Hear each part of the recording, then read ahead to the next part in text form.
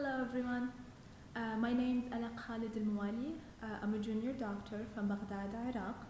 I'm also a senior fellow, as I was a part of the Atlantic Fellows for Health Equity just last year. I wanted to share some updates about how life and work has been like for me during COVID-19.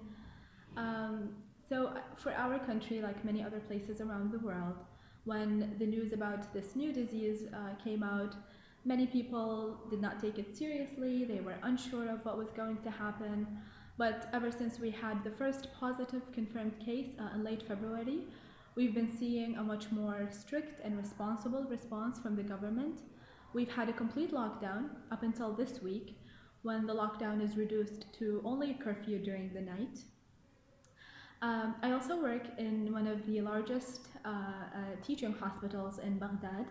It's a tertiary center, but because primary healthcare is very underdeveloped in this country, we end up seeing all kinds of patients. Our hospital is usually very, very busy, especially the emergency department.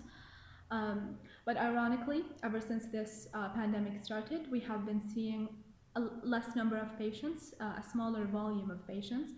And I think that's because partly we have a lockdown and not many people are able to reach the hospital physically, and also because the general concern and fear that people have of coming into a hospital during a time of a pandemic.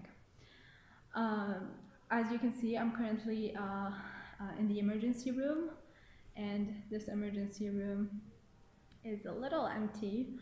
I'm currently doing my pediatrics rotation, so my time is split between seeing the patients in the emergency room and the inpatient ward. We have two rooms in the whole emergency part for pediatrics. So the other one has the patients right now, and this one is empty. And we've been actually using this very room to isolate children that are suspected of having COVID-19. We've also been experiencing shortage in resources and especially PPE. So most of the PPE that's provided by the hospital goes to the providers working in the internal medicine department, because they're the ones seeing and testing COVID patients. And while we also see suspected patients in the pediatrics department, we don't end up getting the entire package. So I did get the surgical gown from the hospital, but the surgical mask, the gloves, and also this other mask that I wear that has a filter on it, I brought all of those from home. Back home, after a shift, I have a little decon area in front of the house, and I make sure to take off my shoes and my work clothes and wash them thoroughly. I also go straight into the shower after a shift. I live in a like many people here, I live with my family in a relatively small house, so keeping the physical distance has been a little difficult. On a larger scale, we've been in this country, we've been experiencing a lot of economic and political challenges even way before this pandemic started.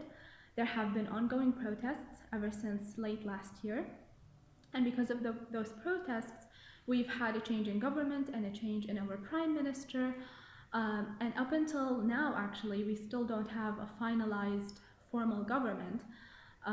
So that only added to, I think, the confusion and stress and mismanagement when it came to handling this pandemic. But with all of those challenges, I'm still hopeful. I think that there's a lot of shift now towards global health. There's a shift in conversation.